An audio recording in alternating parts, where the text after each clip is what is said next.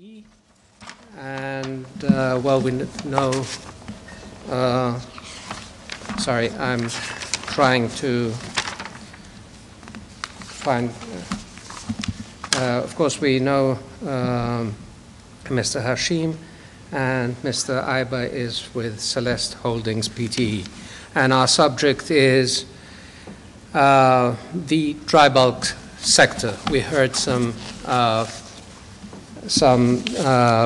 predictions from BIMCO this morning, but let's try and we also heard from Khalid about how to try and take advantage of the market and be counter-cyclical, order when prices are low and sell when prices are high.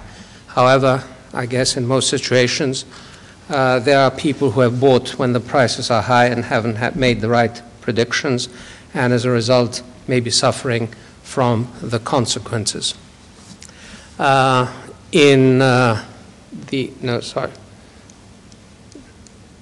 that's something perhaps we can we go to the previous slide, please? Which again has the supply of new vessels and the order book on the dry side.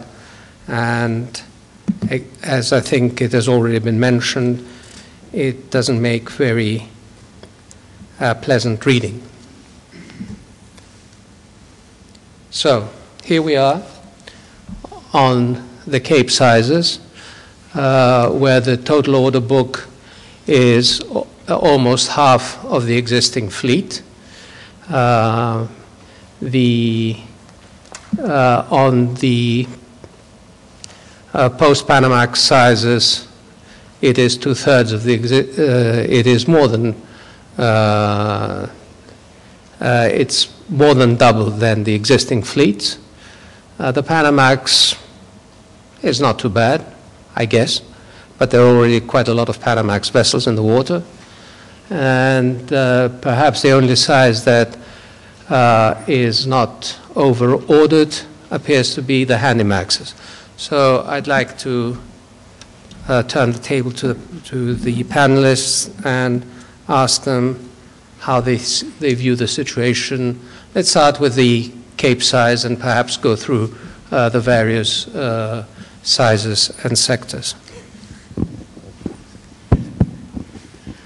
Yeah, I think they all decided to pass the mic to me simply because Yu Ming is heavy in the Cape. I think there's no question about it. I think there's 2011, 2012, or maybe I think there's go all the way up to 2013. First half, I think this supply is going to be a very big pressure on this those owners who sort of is heavy in this Cape. I think this morning, I think Mr. Hashim has said, I think this timing is very important. I think nothing else but timing. And this morning, over the coffee break, I talked to him. He's been very humble. He said he has been lucky. I say, well, I think this, beside luck, I think this, I believe he has done a lot of this research. And I think this do a lot of this study, and then this he make his judgmental call. And for Yu Ming, I think we have done the same thing, but I think we also sort of active in our this portfolio management in the way, because trying to sort of this play the market, I think it's very easy to say that when the market is up, I lock in all the long-term contract. When the market is down, so that I will be protected. But I think this is easy to say, but I think to implement it is not easy. And then this one must not forget that when you lock in during the good time, you are giving away a substantial amount of discount. And then also one must also bear in mind that is in actual fact, you are actually turning your so-called future market risk into this so-called counterparty credit risk.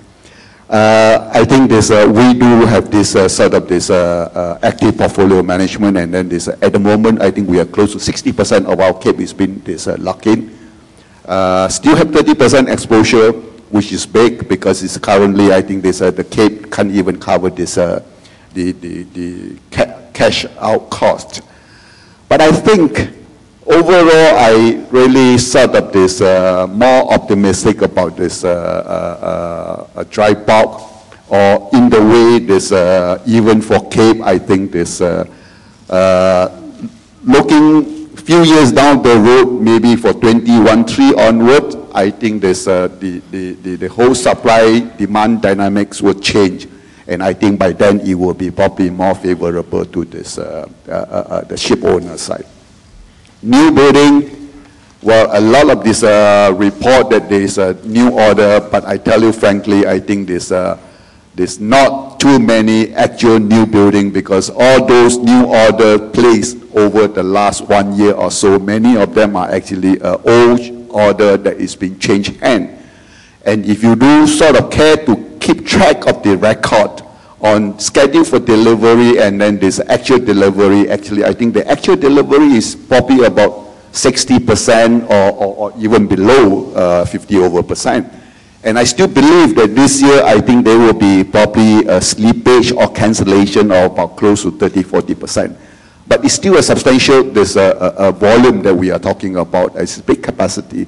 But I think this 1–2 year, it is no question about it, it's going to be a difficult period, and it's going to be a time where the ship owner have to therefore manage their cash flow carefully, and then for this many sort of this banker here, I think have to therefore keep a very close watch on their shipping portfolio, because cash flow is going to be a problem for many of the ship owner if they have sort of overcommitted this too many this new ship, which is going to be delivered this year, last year, and next year. All those are very expensive ships ordered before this financial crisis. And they are talking about 70 to 80 million or even 90 million US dollars for the Cape.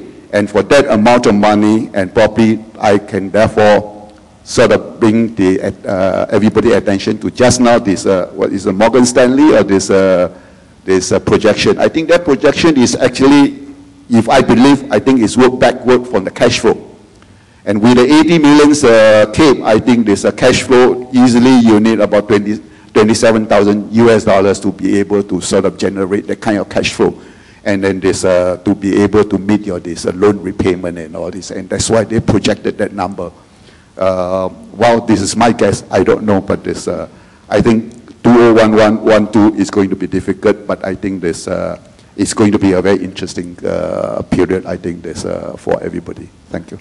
Well, we talk about, you mentioned cancellation, and there are other people that are talking about cancellations of orders. I mean, in 2009, I guess, there was again the talk of how many ships were going to be delivered.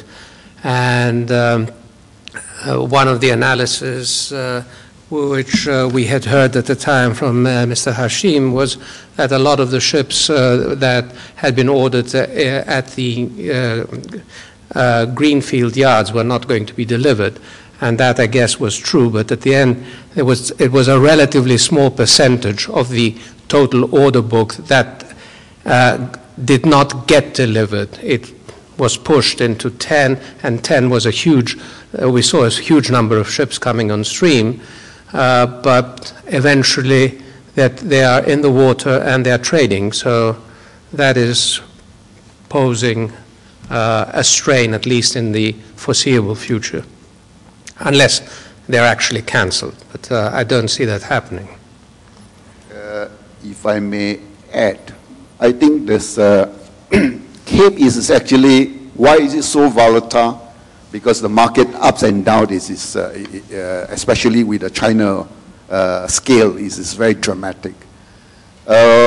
Total iron ore consumption, you are talking about including the imported iron ore as well as domestic iron ore, you are talking about 1 billion tons. 20% of swing from this imported iron ore, it will give you easily 200 million tons of this iron ore, and that had happened in 2009. The imported iron ore ratio have sort of increased from this average of 50 to 60% to 80%. And that 20% swing, it is actually a substantial number. And anything can happen, but I'm not saying that within this 1-2 year will happen, because within this 1-2 year, you are going to see the imported iron ore the price will continue to go up, simply because the mining company do not have sufficient investment after this financial crisis. A lot of this expansion plan has been held back. But now they have sort of started this investment, and all this expansion is going to come in from this, the capacity is going to come into production from 2013 and 2014 onward. By then, I think this supply will substantially increase, and the imported iron ore prices will come down, and then ultimately you will see that I think China import ratio will therefore pick up substantially. And mind you, 10% to 20%, you are talking about 100 to 200 million tons of this iron ore, and that is a big scale, and that can swing the whole sort of this pictures in totally. Thank you. Any Khalid, any comments? Just some big picture numbers. The dry bulk fleet on the 1st of January 2010 was 490 million deadweight tons. The same number on the 1st of January 2011 had gone up to 555 million tons. So you can see that there has been about almost 16% net growth in tonnage during 1 year. That's 2010. If you look at what's scheduled for delivery for 2011, it is 140 million deadweight tons. If you look at how slippage has been taking place between 2000 and 2007, that is for those 8 years, it averaged around 23%. In 2008, it dropped to about 17%, because it was a very good year to begin with and people were just dying to get the ships. In 2009, it jumped up to 41%. In 2010, it has dropped down to 38%. So if you apply even a 40% slippage factor to the 140 million deadweight tons which are scheduled for delivery for 2011, you're talking about the numbers roughly what the person from BIMCO said this morning, of about 83, 84 million deadweight tons to be delivered. Even if we take a 200 million ton swing in iron ore in China, let's say they go crazy and they buy 800 million, they import 800 million tons as against 600 million tons. The fact that you've got another 80 million tons of additional ships coming in will more than absorb that 200 million tons. So even if you get a bonanza year of iron ore increasing by 200 million tons, the supply side is still just too strong for the market to really absorb them. And therefore, I think what Mr. Ong said, that referred to that interesting times and challenging times, I think yes, 11 and 12 will be years which we will have to take as they come day by day, because it's going to be very, very difficult, I think.